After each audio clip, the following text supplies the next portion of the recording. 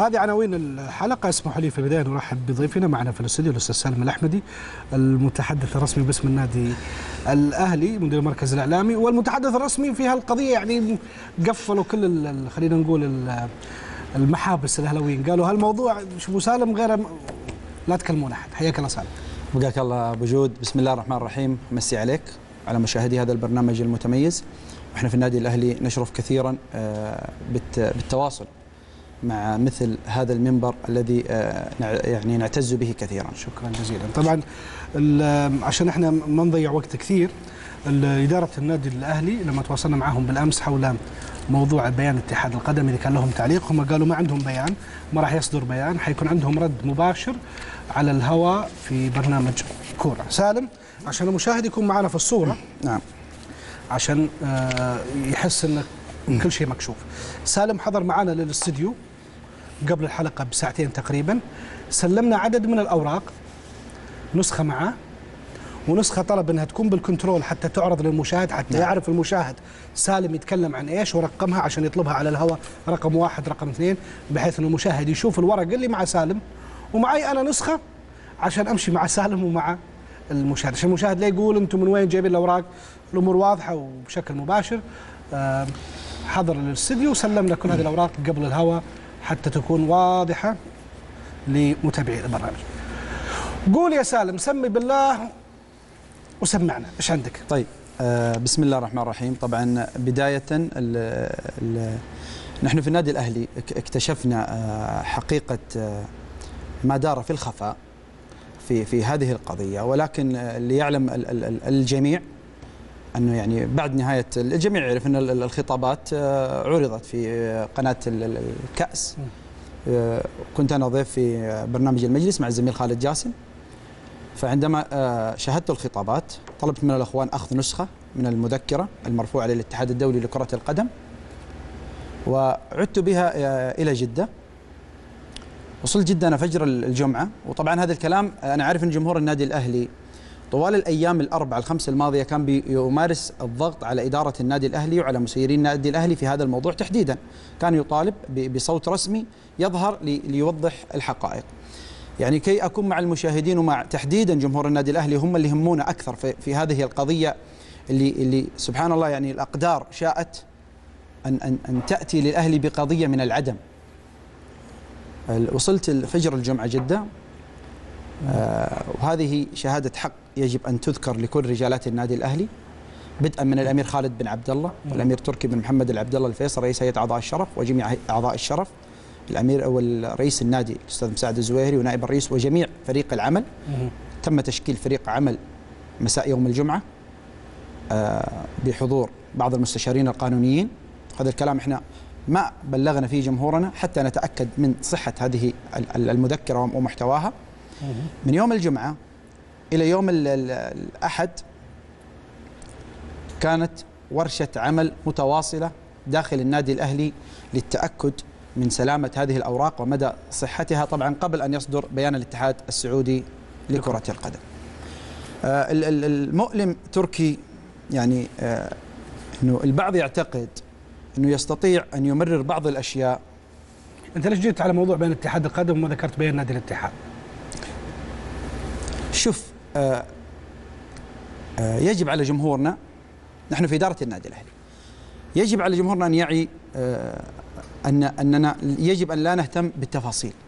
نحن لدينا قضية رئيسية، لن نتحدث عن أي قضية أخرى، ولدينا قضية رئيسية، قضية كوارثية، قضية أشبه ما تسميها بالفاجعة.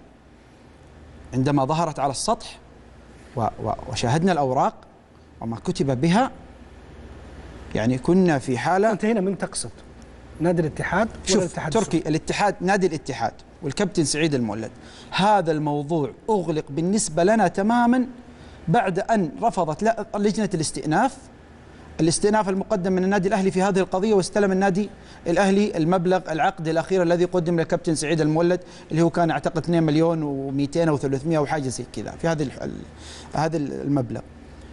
نادي الاتحاد الآن ما هو طرف معانا في القضية ولا الكابتن سعيد المولد. احنا رجاء يعني حتى على مستوى جمهورنا يجب أن يعي أننا لدينا حدث وسابقة لأول مرة تحدث في تاريخ الرياضة السعودية، وعلى حسب المستشارين القانونيين على مستوى عالمي. يعني كان معانا اثنين من أشهر القانونيين على مستوى العالم، أحدهم محكم في محكمة الكأس الدولية، عندما شاهد هذه المذكرة اللي هي الملخص الذي رفعه الاتحاد السعودي لكرة القدم.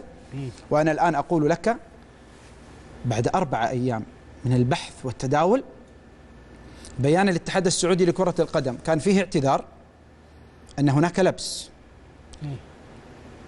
قد نشكرهم على مضض بهذا الاعتذار، ولكننا ما نشاهده في هذا الملخص المكون من 8 صفحات لا يدع لدينا مجالا للشك أن المتورط الرئيسي في كتابة هذا الملخص هو الاتحاد السعودي لكرة القدم وليس نادي الاتحاد. يعني انتم ما عندكم قضية الحين مع نادي الاتحاد ابدا، ولن نتطرق لنادي الاتحاد. انتم قضيتكم اتحاد القدم، ولا يعنينا كابتن سعيد المولد، ولا يعنينا نادي الاتحاد.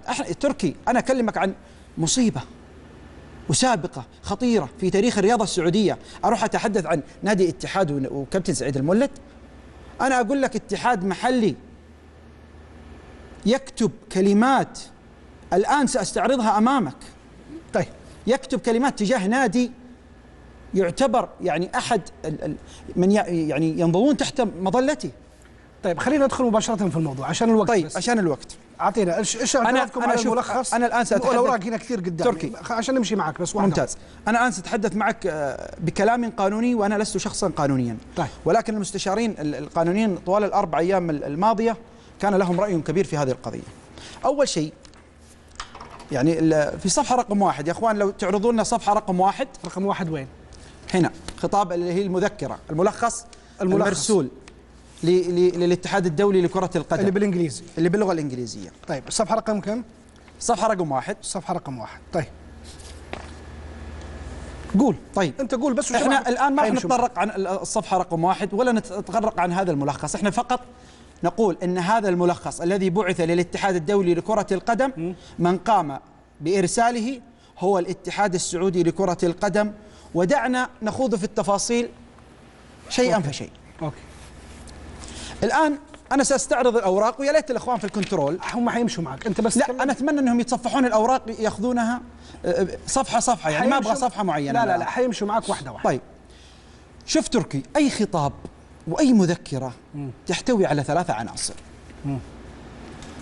على مطبوعات اللي هو الشعار والترويسة والكليشة اللي فوق، وتحتوي على محتوى، وتحتوي على مصدر يوقع في هذا المحتوى اللي هو التوقيع الرسمي. أوكي.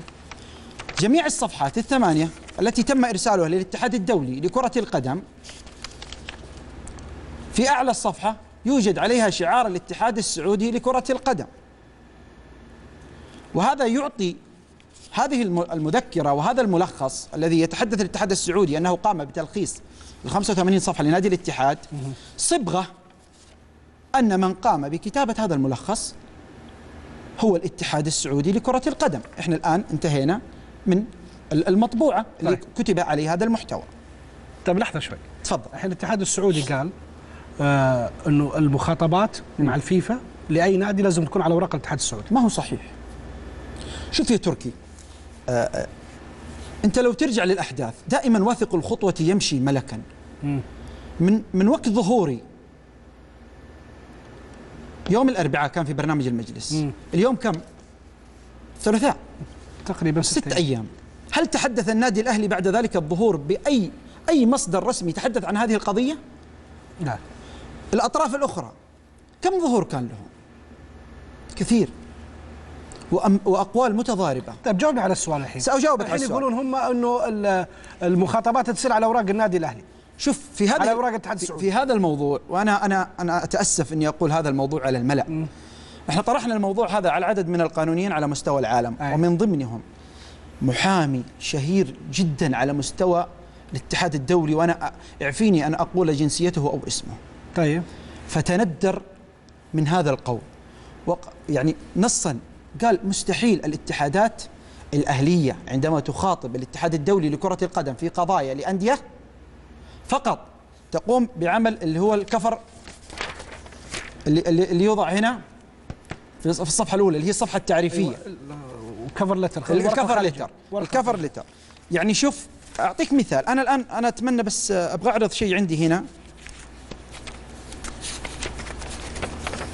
كل مخاطبات النادي الاهلي في كل قضايا مع اللاعبين والمدربين، اي قضيه للنادي الاهلي مع لاعبين اجانب، لاعبين محليين، يخاطب الاتحاد السعودي من خلال مذكرات النادي الاهلي ومن خلال مطبوعات النادي الاهلي، ويقوم الاتحاد السعودي لكرة القدم بوضع شعاره على بوضع الكفر لتر على مطبوعات النادي الاهلي. شوف يعني اكون معك صادق، هذه قضيه الان احنا ما عندنا مشكله، ترى احنا في الاهلي واضحين. هذه قضيه انا بس ما ابغى الاسم اللاعب يبان. ممكن كيف اعرضها تركي؟ كذا وريني اشوف كذا، انت عرضها عندي. طيب ابغى تطلع الشاشه كذا لو سمحت لي. طيب طلعوا لنا اياها على كاميرا يا ديبان. اي كاميرا يا اخوان عندك؟ تفضل. واضحه كذا؟ اي خلاص اوكي. شوف هنا ابغى اوري شعار النادي الاهلي لو سمحت.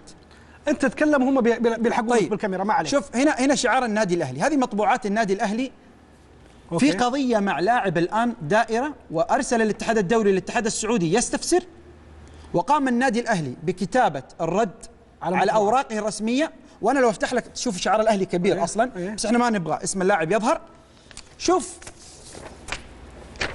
اعرضوا لي يا اخوان الفاكس المرسل من الاستاذ احمد الخميس للنادي الاهلي في قضيه مماثله للاعب اخر. طبعا احنا طمسنا اسم اللاعب، لو سمحتوا لي يا اخوان اعطونا اياه.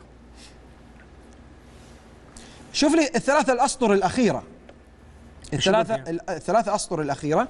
طبعا آمل الاطلاع واتخاذ اللازم وفق مضمون الخطاب المرفق، وتزويدنا بردكم قبل الموعد المحدد، أعلاه بوقت كاف على أن يكون الرد مترجما. شوف الاتحاد السعودي، الأمين العام للاتحاد السعودي يشترط بأن يكون الرد مترجما باللغة الإنجليزية حتى نتمكن من إيه؟ من إحالة تركي. شوف الخطاب عندك، أنا سلمتك إياه نسخة للأستاذ أحمد الخميس. حتى نتمكن من إحالته إلى الاتحاد الدولي لكرة القدم.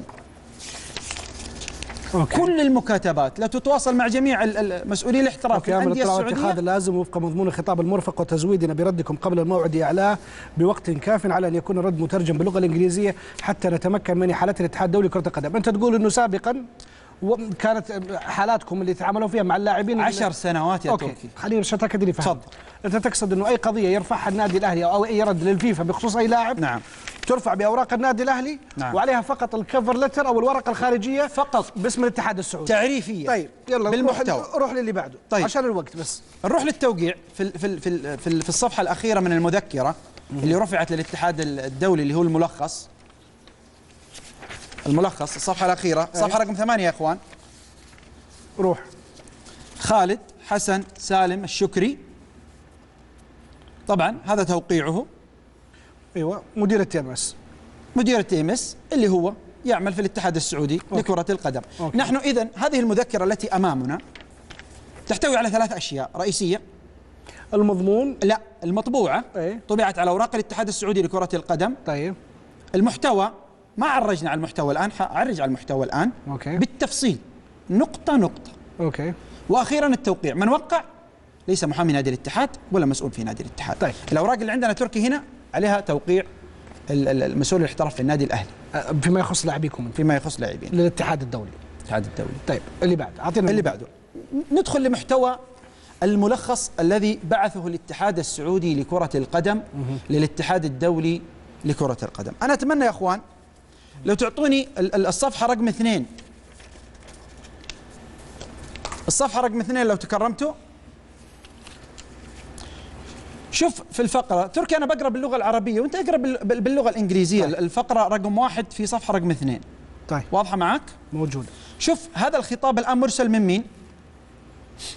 من الاتحاد السعودي إلى المستر عمر أونجرو. أيوة اللي هو الهيد في الاتحاد الدولي لكرة القدم لوضع اللاعبين. أوكي.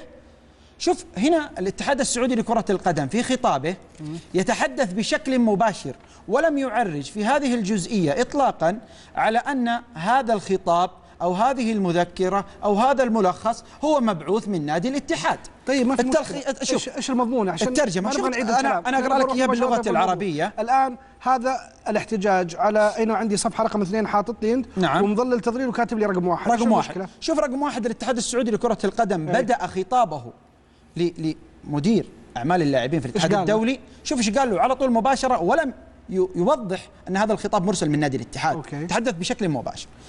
قال بالإشارة إلى العنوان الواضح، هذه هي ترجمة الخطاب، بالإشارة إلى العنوان الواضح أعلاه، وبالإضافة إلى خطابكم الصادر في 7/9/2015 ميلادي ضمن هذا الموضوع نلفت انتباهكم فإن حالة تسجيل النادي الجديد واعتبار التسجيل هاما لحماية اللاعب من خطر لا يمكن تجاوزه أو احتمالية عالية في الفوز. هنا الاتحاد السعودي في هذه الفقرة دخل بشكل مباشر في التفاصيل دون أن يوضح للاتحاد الدولي لكرة القدم أن هذا الملخص من نادي مبعوث من نادي الاتحاد. أوكي. هذه فقرة رقم 1. طيب تعال معي في صفحة رقم 5. 5 على طول. 5 نروح على 5. طيب. عشان أنا عندي صفحة 2 و3 أبغى أرجع عليها مرة ثانية. طيب. صفحة رقم 5. شوف الفقرة رقم 2. الآن الاتحاد السعودي ينفي أن يكون له أي رأي حسب بيانه الذي نشره قبل يومين. طيب. ينفي اللي أمس نشره ينفي أن يكون له أي رأي في هذه القضية، وإنما كل ما قام به هو تلخيص. الآن نحن نعطيكم من الملخص المبعوث للاتحاد الدولي لكرة القدم رأي للاتحاد السعودي لكرة القدم، وهذا الكلام يجافي ما ذكره الاتحاد السعودي. طيب. في بيانه. ايش يقول؟ الفقرة رقم 2 يقول الاتحاد السعودي نحن من نحن في هذه الجزئية؟ كمل عشان أشوف. طيب نحن نوضح، شوف نوضح هنا يعطي رأي.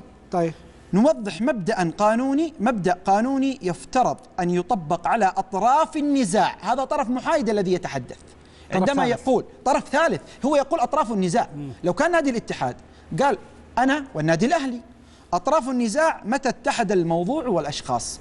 هنا دليل ثاني أن الاتحاد السعودي لكرة القدم في هذا الملخص تحدث بصفته الشخصية ولم يتحدث باسم نادي الاتحاد. طيب يعني أعطى رأي الآن هو طيب. أكثر.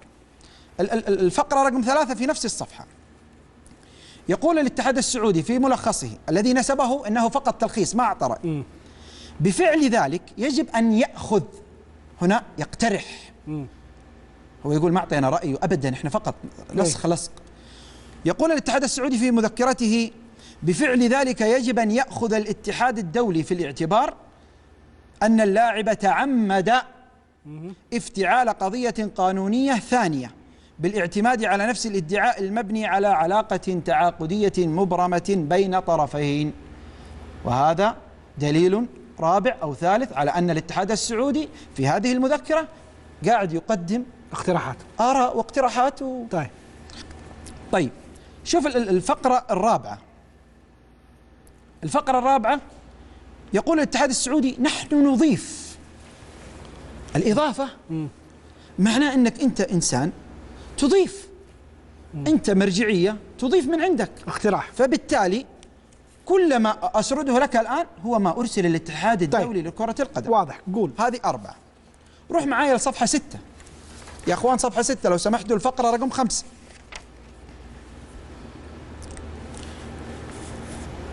بالنتيجة نحن نعتقد أضع تحتها 1000 خط، نعتقد رأي. أنا أعتقد يا تركي، إذا أنا أعطيك رأي أن هدف الدعوة في القضيتين كان مطابقا، ولهذا أن الشرط الثاني من القاعدة القانونية أنه نافذ. إلى الآن نحن وصلنا إلى 5 مصطلحات استخدمها الاتحاد في هذا الملخص يدينه بأنه هو من قام بإرسال هذا الملخص. أوكي. الفقرة السادسة يعني فيها شيء غريب. يقول كما ذكرنا في رسالتنا بتاريخ 31/8/2015، أي أن هناك مكاتبات سابقة ما بين الاتحاد السعودي لكرة القدم والاتحاد الدولي. في فقرة 6.1 و6.2 في هذه الجزئية هنا تحدث بإسهاب عن نظام الTMS. نادي الاتحاد السعودي من غير المعقول إذا كان من كتب هذه المذكرة أن نادي الاتحاد السعودي يتحدث عن الTMS. من يتحدث عن الTMS هذا شخص مسؤول. يعني عندك في الفقرة رقم 1 من 6 يتحدث، يقول النادي الطالب فشل في رفع مستند يوضح نهاية العقد حسب المعمول به في مركز مكتبة في مركز مكتبة المساعدة الخاصة بنظام TMS. وفي الفقرة 6/2 يقول: بناء على ما سبق، شوف، نأمل أن تأخذون في الاعتبار أن الطلب ITS يجب أن يوضح أو يقدم بيانا يثبت إنهاء العقد مع الأسباب التي اعتمد فيها اللاعب لطلب الفسخ. تركي، الفقرة الأخيرة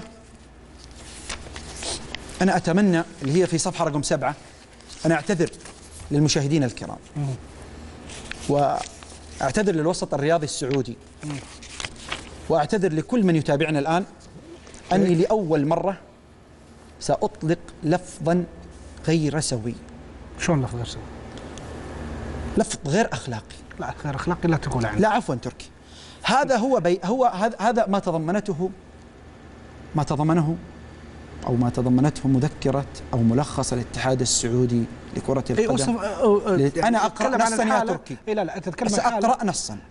تقرأ من الخطاب؟ من الخطاب. مو من عندك أنت. لا أنا معاذ الله أنا أتحدث بألفاظ مثل هذه. أنا حسب تبغى تجهز تبغى تقول شيء. لا يا تركي إحنا ابناء ناس ونعرف نتحدث ونعرف نتحدث. طيب يقول في الصفحة 7 في الفقرة 7 في آخر هذه الصفحة. أنت مضللها عندي هنا. نعم مضللها. ركز أن هنا طرف ثالث يتحدث. طيب واضح. في النزاع الحالي القائم بين لاعب سعودي ونادي سعودي، نادي الاتحاد، وبمشاركة غير مباشرة لطرف ثالث نادي محلي أو النادي الأهلي، والذي استخدم النادي الموجه، هنا التهم صريح، نادي فارنزي كجسر عندما دفع مبلغ يقدر ب120,000 يورو كمبلغ مقدم للاعب يغطي رواتبه في هذا العقد الجديد، والذي يغطي هذا الانتقال. اقرأ يا تركي، ترجم. New contract during this. قول أنت يا تركي. قول. لا والله لا أخلاقي صراحة. قول. Contract during this dirty and unfair transaction. ديرتي. الاتحاد السعودي يرسل للاتحاد الدولي لكرة القدم ويقول له أنه الأهلي دفع الذي يغطي هذا الانتقال القذر والغير عادل. هذا هو الحال.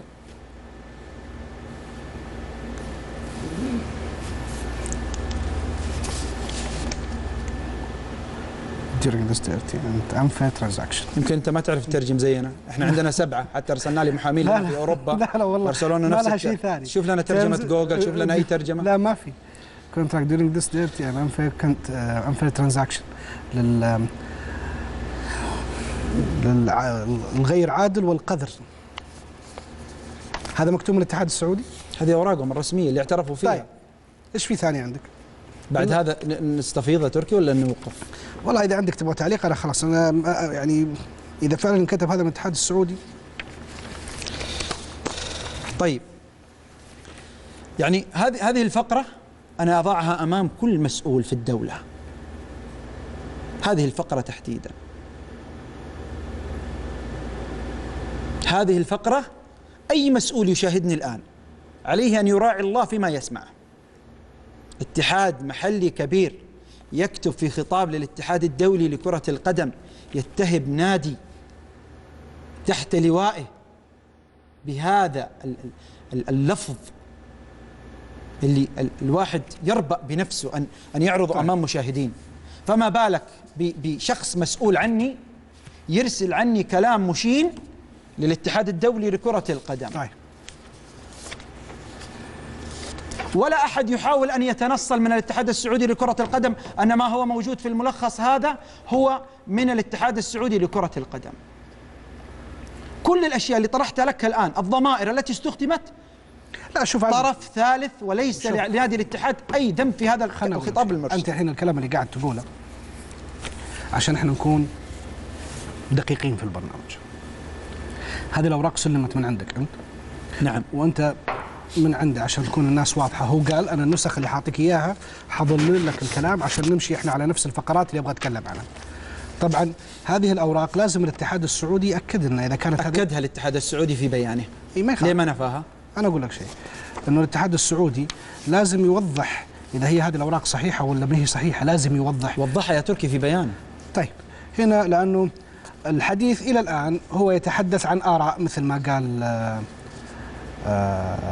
سالم، فعلا في آراء في الخطاب، في اقتراحات في الخطاب كطرف ثالث، يعني مش الحديث بالإنجليزي مش بلسان المتحدث اللي هو نادي الاتحاد، هذه اختصارات. وقد يكون بعد نادي الاتحاد أصدرت البطاقة لسعيد المولد بسبب هذا التلخيص. ممكن الاتحاد يكون عنده دفوع قوية جدا من 85 صفحة. نرجع لموضوع التلخيص. خلنا أقول لك، ممكن ال 85 صفحة اللي أرسلها نادي الاتحاد بسبب هذا التلخيص أعطي سعيد المولد بطاقة، ممكن. لكن في الجزئية اللي أنت تحدثت عنها فعلا أنا أقرأ هنا قدامي بالإنجليزي إنه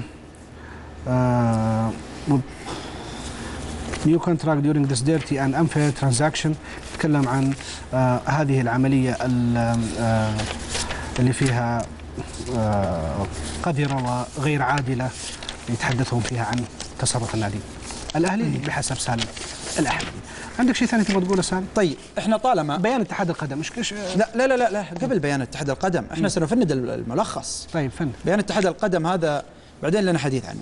طيب نرجع شوف، طالما احنا الان توصلنا الى قناعه ان من كتب الملخص هو الاتحاد السعودي لكره القدم وليس نادي الاتحاد، فيجب ان نتعامل مع كل ما يكتب في هذا الملخص انه يتحمل مسؤوليته، ان من يتحمل مسؤوليته هو الاتحاد السعودي لكره القدم. طيب انا ارجع لصفحه رقم 3 في هذا الملخص. الفقره رقم 3 في صفحه رقم 3. بالرغم لحظه شوي عشان امشي معك، اصبر علي. الصفحه رقم 3، صفحه رقم 3 في الملخص. صفحه رقم بترقيمك انت صح؟ ترقيمي انا، نعم. اوكي. فوق الفقره الثالثه اي صحيح، يقول من كتب هذا الملخص: بالرغم من ان النادي السابق النادي الاهلي وهو الذي فشل في تجديد عقد اللاعب المنتهي في يوم 14/1/2015 ميلادي، حيث تصرف بسوء نية.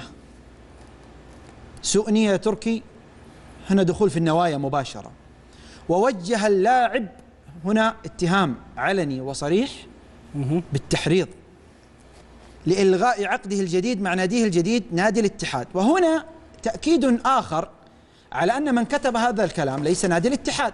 أعطيك الدليل يا تركي، أنه لو كان نادي الاتحاد اللي كتب هذه الفقرة اللي هي رقم 3 في صفحة رقم 3 كان الصيغة تكون كالتالي: بالرغم من أن النادي الأهلي اللي هو النادي السابق هو الذي فشل في تجديد عقد اللاعب المنتهي، حيث وجه اللاعب لإلغاء عقده الجديد مع نادينا، ولم يكتب مع ناديه الجديد. هو يتحدث عن شخص طيب. طرف ثالث. واضح. إذن هذه الفقرة الثالثة من الصفحة رقم 3 في الملخص أيضا إدانة جديدة أن كاتب هذه الفقرة هو طرف ثالث. أوكي. في صفحة رقم 4 اللي هي فقرة رقم 11. طيب الترجمة تقول أن النادي الأهلي عرض على اللاعب فكرة تساعده على تجاوز أنظمة الاتحاد السعودي والاتحاد الدولي لكرة القدم بتوقيع عقد مع نادي أجنبي ودفع رواتبه. هنا تهمة، اتهام صريح بالكامل مقدما 120 ألف يورو، والغرض من ذلك إعطاء النزاع، وكأني بكاتب هذه الجزئية يريد أن يعطي انطباع أن الأهلي كان يرغب في أن يكون هناك للنزاع صفة دولية كما ذكر في الترجمة. وما هو المرفق؟ كاتبين طالع المرفق، وهو اعتراف المدير الرياضي السابق الذي استقال في شهر يوليو من 2015، اللي هم اعتمدوا على قصاصة من صحيفة الرياضية ومن صورة من حساب الانستغرام الخاص بالأستاذ فهد بارباع مدير الاحتراف السابق. هذا كل ما ذكر في الملخص. طيب أنا لازم أطلع فاصل الحين ونرجع نكمل معك. تفضل. فاصل قصير بعدهم.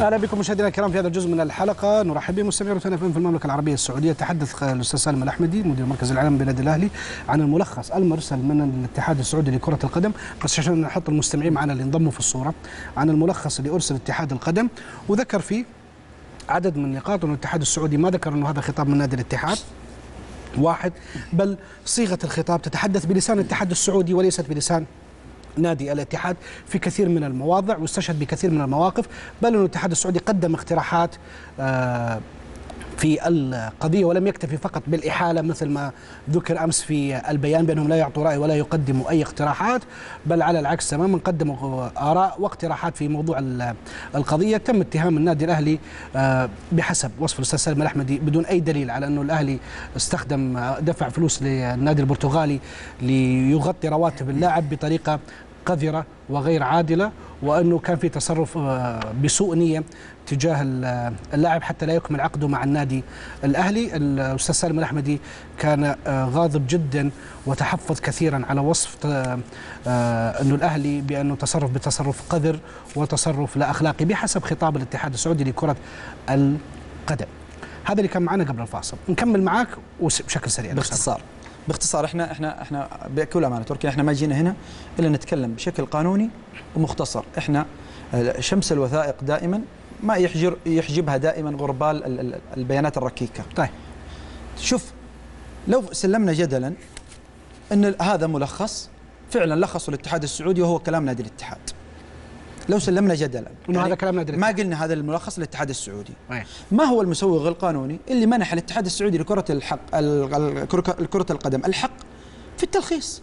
يطلعون لنا لائحة ولا نص يمنحهم هذا الحق في التلخيص. هذا واحد. طيب وإن كان بيقول لك والله ممكن في حالات احنا لخصنا. طيب المصيبة والأدهى والأمر تركي تعرف إيش؟ إن أنت الاتحاد السعودي لكرة القدم وتمر عليك 85 صفحة وتلخصها، من يلخص هو إيش؟ يقرأ وتقرأ اتهامات تطال نادي أحد أبنائك وتقوم تلخص وترسل. هنا الاتحاد السعودي أنت قصدك أنه بما أنه لخص فهو قرأ الاتهامات، قرأ وشاف الاتهامات، كان المفروض أنه ما يتعامل معها بهالطريقة. إذن هو في هذه الحالة بارك هذه الاتهامات. ما عندي تفسير ثاني تركي. مهما نحاول نجد للاتحاد السعودي لكرة القدم مبرر يا تركي، والله نحاول لنا 4 أيام ما احنا لاقين. أنت تلخص 85 صفحة في 8 صفحات أو 7 صفحات، معنى أنك تقرأ اتهام نادي محلي برشوة وتحريض وتحايل. أنت ليه ما تعاقبه؟ ليه ما تنادي نادي الاتحاد والنادي الأهلي تعالوا؟ هذا الطرف يتهم يا تركي 2 من أبنائك، أحد يقول لك أخوي سرق. أنا لو تجيني لارا ويارا وتقول لي الله يحفظها لارا يا بابا يارا سرقتني، هل أشيل يارا وديها الشرطة؟ يا جماعة الخير شوية عقل. طيب خليني أسألك سؤال هنا الحين. هم قالوا أن اللي لخص هذا الخطاب وأرسلوا خالد شكري أو مسؤول TMS عشان نكون دقيقين بالكلام. أنا الحمد لله وصلت الرياض العصر، كأن الله يعني أراد أن يكشف زيف كل الأقنعة عندما تتساقط هذه الكذبة الكبيرة أمام ناظريك. اليوم الأستاذ خالد شكري أنا قرأت له تصريح في الاقتصادية أنه لا له علاقة لا من قريب ولا من بعيد بهذا الكلام.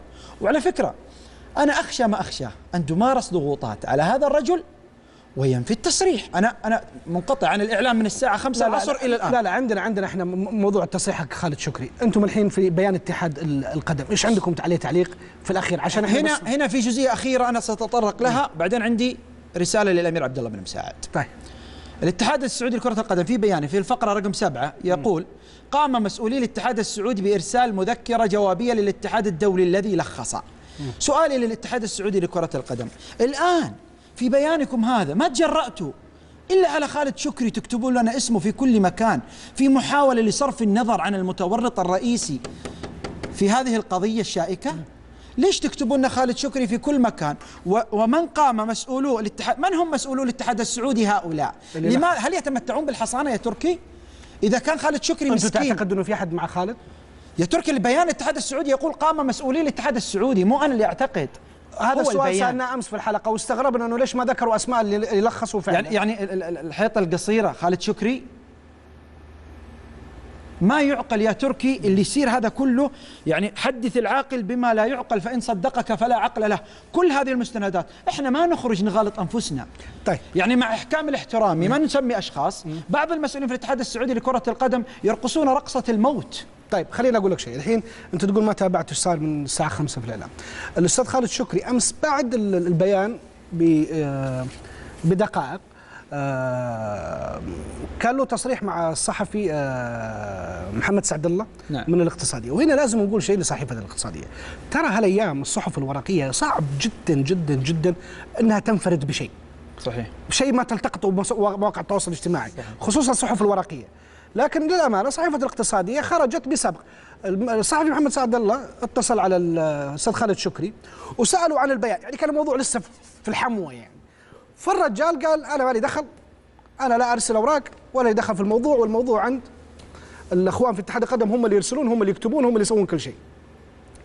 طبعا خرج التصريح اليوم الصباح في صحيفة الاقتصادية، ضجت مواقع التواصل الاجتماعي. خرج بيان نفي لهذا التصريح من لجنة الاحتراف، اللي هم يقولون احنا ما لنا دخل في خالد شكري، مسؤول التي ام اس ما لنا دخل فيه، مسؤول التي ام اس هو تبع فض المنازعات وليس له علاقة بلجنة الاحتراف، صح ولا لا؟ صح. اليوم النفي صادر من لجنة الاحتراف، ايش دخل لجنة الاحتراف تنفي عن خالد شكري؟ نفت لجنة الاحتراف اليوم، نفت لجنة الاحتراف اليوم في بيان انه الحديث كان باسم خالد شكري، وانه بحسب البيان الصادر هذا هو بناء على ما نشر في صحيفة الاقتصادية في عددها الصادر اليوم الثلاثاء 6 أكتوبر 2015، والمتمثل في تصريح منسوب للأستاذ خالد شكري مسؤول نظام التي ام اس الدولي بالاتحاد العربي السعودي لكرة القدم، والمعنون بشكري لم أرسل أوراق المولد، فإنه ووفق تأكيد الأستاذ خالد الشكري لم يدلي بتصريح صحفي رسمي لصحيفة الاقتصادية عبر محررها الأستاذ محمد سعد الله، وأن ما تم نشره لا صحة له البتة. عارف؟ والبيان هذا اللي صادر من لجنة، اسمح لي بس، من لجنة الاحتراف وأوضاع اللاعبين، مش من اتحاد القدم. لجنة الاحتراف اللي ما لها دخل بخالد شكري، ليش تنفي عن خالد شكري؟ المفروض ينفي أحد ثاني. وبالمناسبة الأستاذ عدنان المعيبد المتحدث الرسمي لاسم اتحاد القدم رافض تماما انه يتدخل في الموضوع، قالوا له اطلع اتكلم بالبيان، دخل مع البرامج، قال حبيبي انا مالي دخل فيكم، هذه قضيتكم انتم، لا تورطوني فيها تحطوني في وجه المدفع. الاقتصادية قبل الحلقة بساعة تقريبا نزلت الحديث للأستاذ خالد شكري. المهم بعد هذا النفي الأستاذ خالد شكري طلع في إذاعة يو اف ام، ولما سئل قال لا أنا الغلطان، وأنا اللي سويت المشاكل، وأنا اللي أرسلت الأوراق، وأنا اللي مسؤول التي ام اس.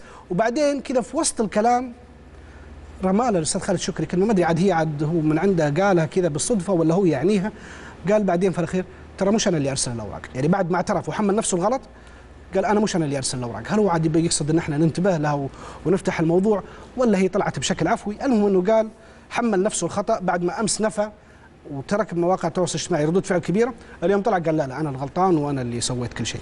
خلونا نسمع حديث الأستاذ خالد الشكري مسؤول التي ام اس للصحفي محمد سعد الله في الاقتصادية. طبعا الحديث واضح، بس احنا زيادة في التوضيح كتبنا الحوار بقدر المستطاع على الشاشة. تابعوا. الو، السلام عليكم. وعليكم السلام. مساء الخير خالد، كيف حالك؟ طيب. يا مرحبا، حياك الله اخوك. ايش اخبارك؟ والله بخير، سرك اخوي الله يرضى. انا اخوك محمد سعد الله من صحيفة الاقتصادية. محمد سعد الله، انا ما ظن جيتني المكتب. جيتك المكتب وحبيبي انت. اخوي محمد الله يرضى. بس مخطئ العالم تتهمك يا خالد وحط اللوم على راسك، ايش السالفة؟ والله ما عندي خبر تصدق. كيف؟ ما عندي خبر تصدق. كل العالم حاطين الاتحاد السعودي ونادي حاطين انه يعني خطا من مسؤول النظام التي ام اس. اوه ممتاز، هذا اللي اشتهرت انا. ها؟ انت اشتهرت. طيب نبغى منك تعليق حول القضيه يا خالد. والله ما ادري عن شيء. اقسم بالله انا اسوق السياره في الشارع برا الرياض. انا ولا عندي خبر عن الموضوع. طيب انت المسؤول عن نظام التي ام اس، انت اللي ارسلت اوراق الاتحاد؟ من هو انا؟ الاتحاد السعودي ارسلها مو انا. مو انت المسؤول عن نظام التي ام اس؟ انا مسؤول عن التي ام اس، لكن ما ارسل انا الاوراق للاتحاد، ما ارسل الاوراق. بامر منه. انا اقول لك ما ارسل اوراق، الاتحاد السعودي يرسل، مو انا اللي ارسل، ما هي شغلي. يعني الحين انت مسؤول عن نظام التي ام اس وعندك فقط. طيب هم يعطونك اوراق وانت ترسلها؟ ما ارسل اوراق الله يسلمك، انا ما هي شغلتي، الاتحاد السعودي هو يرسل، في موظفين اللي يرسلوها.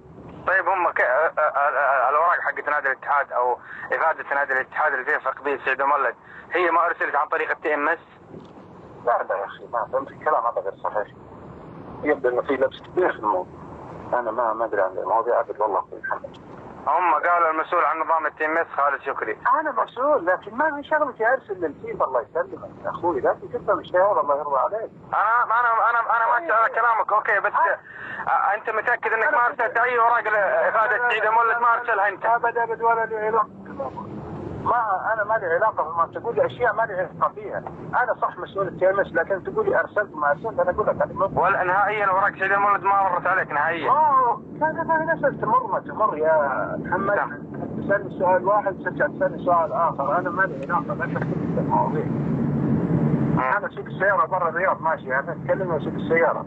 الله يوفقك انت بس. اي والله خلينا نرجع بيتي سالم. طيب هذا حديث الاستاذ خالد شكري بصحيفه الاقتصاديه. اترك اخر تعليق لك لانه حنختم معك. تعليق عليه؟ على الحديث هذا او على اي موضوع ثاني تبغى تقوله. انا لله وانا اليه راجعون. طيب عندك شيء ثاني تبي تقوله؟ عندي كلمه اخيره. تفضل. اشكرك. اشكر اسره تحرير برنامج كوره. عندي رساله. النادي الاهلي يوجه رساله من هذا المنبر للامير عبد الله بن مساعد رئيس اللجنه الاولمبيه السعوديه بصفته المرجعيه الاولى للرياضه في السعوديه. سنبدا في اجراءاتنا الرسميه هذا الاسبوع باذن الله تعالى، وعرض جميع هذه الاوراق امام سموه الكريم.